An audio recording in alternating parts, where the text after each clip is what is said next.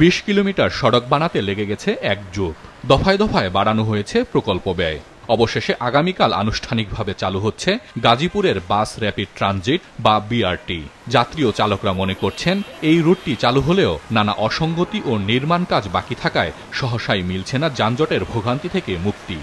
লেনগুলা চিকন, প্রকল্পের কাজ এখনো সঠিকভাবে সম্পূর্ণ হয় নাই, কমপ্লিট হয় নাই। এক্ষেত্রে যদি এখনই শুরু করে চলাচলের সমস্যা, যখনই নিচের গাড়ি চলবে না তখনই তো অবশ্যই যানজট চলবে। ট্রেনতে গেলে যানজট আর বিরত সৃষ্টি বেশি হইব, আমাকে হয়রানি হইব। বিআরটি প্রকল্পের লেন শুধু বিআরটিসি বাসের জন্য নির্ধারণ করে দেয়া হয়েছে।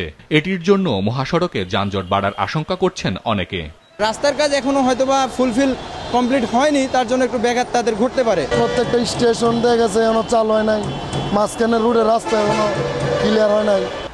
সড়ক বিভাজন, স্টেশন নির্ধারণ, ফুট ওভারব্রিজ নির্মাণ এবং প্রকল্পের বাইরে সড়ক ব্যবস্থাপনার গাইডলাইন তৈরি না করেই যান চলাচলের জন্য উন্মুক্ত করে দেয়া হচ্ছে বাস র্যাপিড ট্রানজিট সড়ক। গত 7 ডিসেম্বর পরীক্ষামূলক 2টি এসি বাস চলাচল করে। আগামীকাল উদ্বোধনের পর সকাল থেকেই বাস চলাচল করবে। বসুন্ধরা ডায়াপেন্ট এখন আরো উন্নত। এই hot air through top sheet দ্রুত শোষণ করে সোনামণিকে দেয় কোমল অনুভূতি। সড়ক পরিবহন ও মহাসড়ক বিভাগের জ্যেষ্ঠ সচিব মোহাম্মদ এহসানুল হক জানান, আগামী বছর জুন মাসে এই প্রকল্পের পরিষেবা পুরোদমে চালু হবে।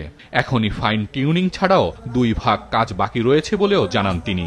বিআরটিসির বাস এই করিডোরে চালু করব, যাতে গাজীপুরের মানুষের সুবিধা হয়। ধীরে ধীরে যখন আমরা এই ডেডিকেটেড লাইনটা তৈরি করে ফেলবো, ফেন্সিং দিব, তখন আর এখানে অন্যের বাস ঢুকতে দিব না। 2012 সালের ডিসেম্বর থেকে শুরু হয় প্রকল্পের কাজ। 3 দফা ব্যয় বাড়িয়ে দাঁড়িয়েছে 4,268 কোটি 32,34,000 টাকা।